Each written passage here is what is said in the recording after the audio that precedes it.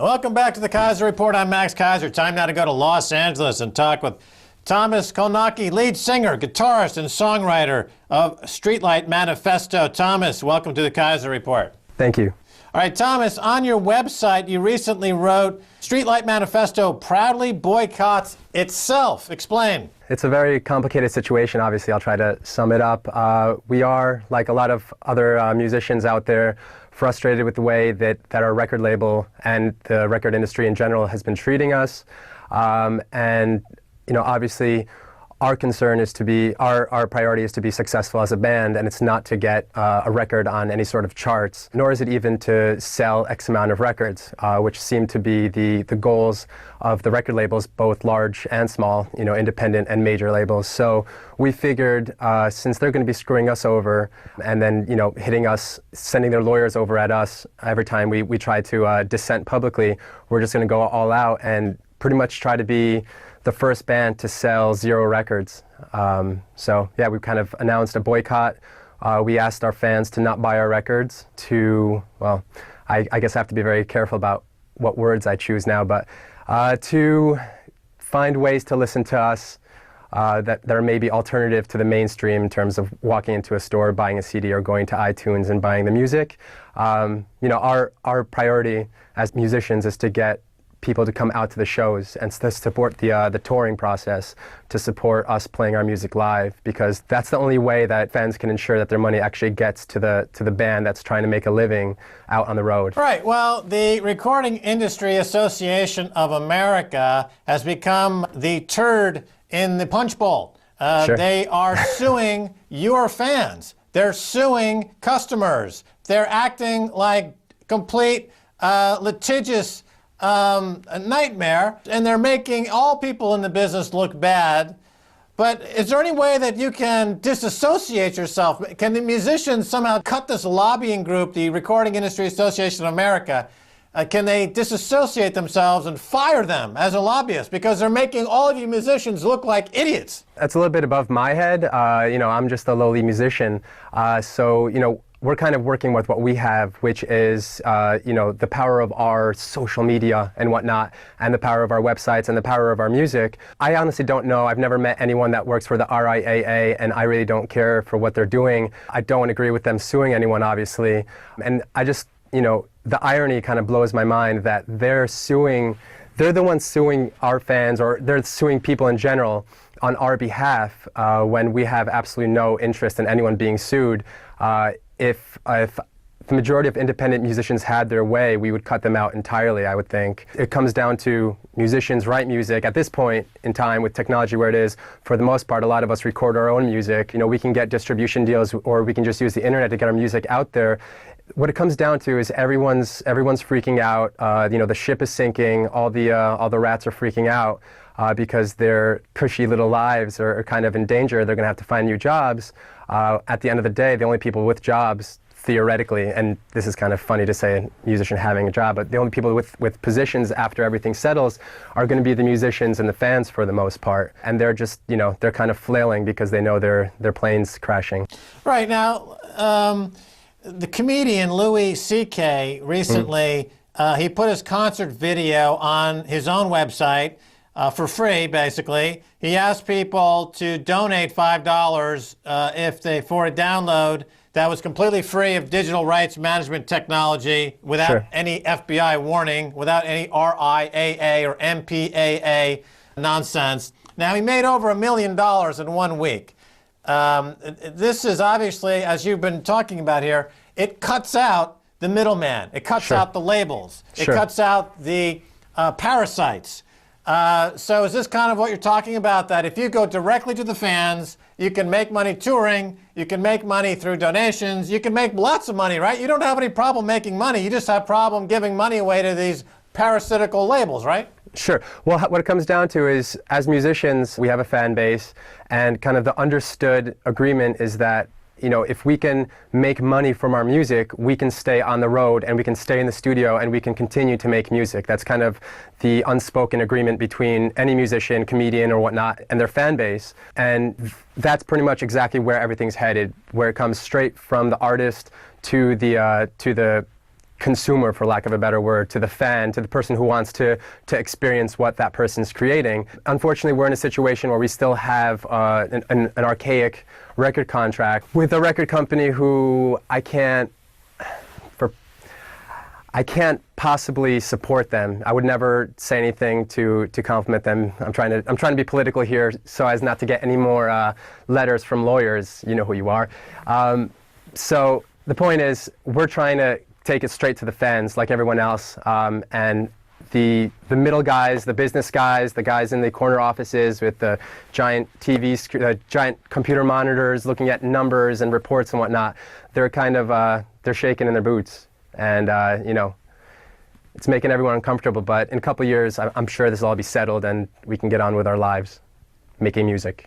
It's interesting that 10 years ago or so, David Bowie saw the writing on the wall, and he sold forward all of his catalog for cash up front, $50 million or so. I think he anticipated that the catalog value would be shrinking as, you know, the internet became huge.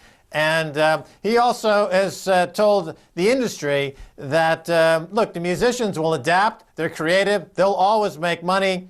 You guys, the labels, are in trouble. And Sure.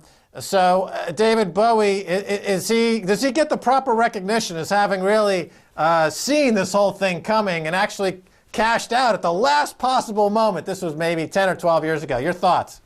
Yeah, I think he's definitely of the right mindset. And you know, I can't stress enough how, in my opinion, you know, it's a cataclysmic change right now. You know, everything's falling apart. But for the musicians and for the fans, it's a good thing. You know, it's kind of a year zero situation where everything is going away and we're going to start from scratch. And you know, the important thing is that it's a changing situation, and it changes all the time.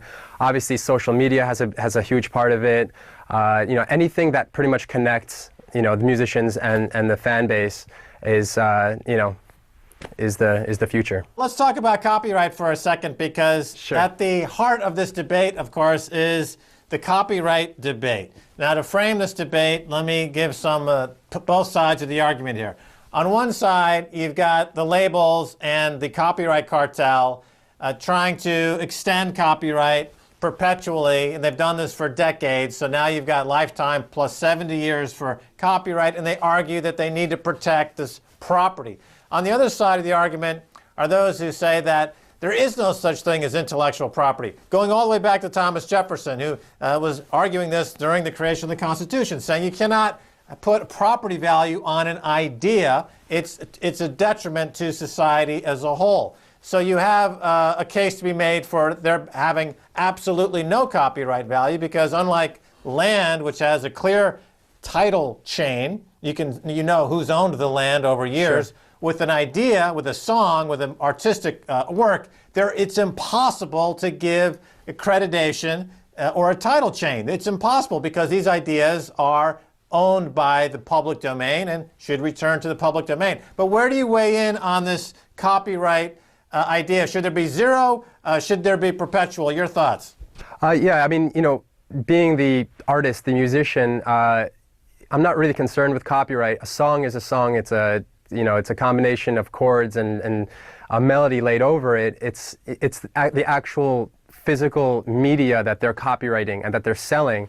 And in a perfect world, in a world where, you know, the artists get what they want, it's, you know, I don't really care about selling this piece of plastic, or even, you know, I'm not really concerned with how many $1 units we sell on iTunes of, you know, a digital representation of a song. The song is a song, and it means something to someone. And, you know, the way we make our living is from playing those songs live, not lip syncing them, but the way we make our money is by playing those songs live at a concert. So I'm not really concerned with copyright. Obviously, there have to be some laws down so, you know, Joe Schmo can't rip off, you know, lyrics or you know, a song in whole from another band. But, you know, in terms of the actual physical media being copyrighted by the record labels, I'm completely for the abolition of that. Right. So abolition of copyright law would be beneficial to artists and the industry as a whole, because you can still perform live whereas those people in the industry who rely on being gatekeepers. Sure. One thing that came out of the Napster case, of course, was that a judge determined that the CD sellers were in collusion and price fixing.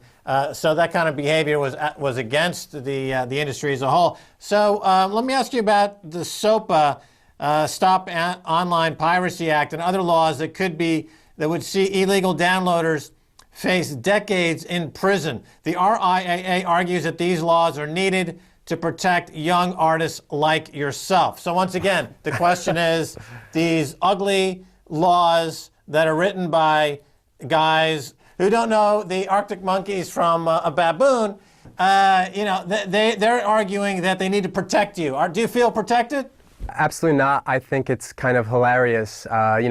You've got all these guys in the background with their suits and whatnot, and they're all, you got to save the kids, got to save the musicians. What you're doing is screwing over the musicians, and the truth is, it's just screwing them over. So they're making a big deal out of it, and they're throwing us in front of them and saying, to make it more altruistic, like you're screwing over the bands you love. And the truth is, you're not screwing over the bands you love. And in my opinion, piracy gives you an option to try before you buy. There's a lot of crap being put out nowadays, and if I want to download an album illegally and check it out, listen to it a little bit, it's not that different from going into a store and listening to it, at a CD sampling station or whatever.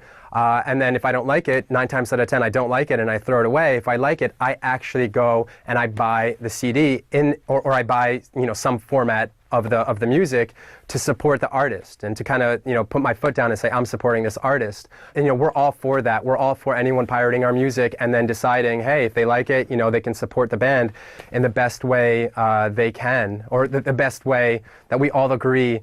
What we all agree on is the best for the artist, which is to come to the show, which is to buy the CD from the musician at the show, which is to buy a T-shirt, which is to wear that T-shirt and support the band in that way, not to support this archaic system of a bunch of bags in offices who are just like, oh, we're all gonna, the music industry's failing. It's not failing. It's not going anywhere. It's just you're screwed. All right, Thomas Konalki, that's all the time we have. Thanks for being on the Keiser Report. Thank you. All right, and that's going to do it for this edition of the Keiser Report with me, Max Keiser, and Stacey Herbert. I want to thank my guest, Tom Konalki. If you want to send me an email, please do so at keiserreport@rttv.ru. Until next time, Max Keiser saying bye, y'all.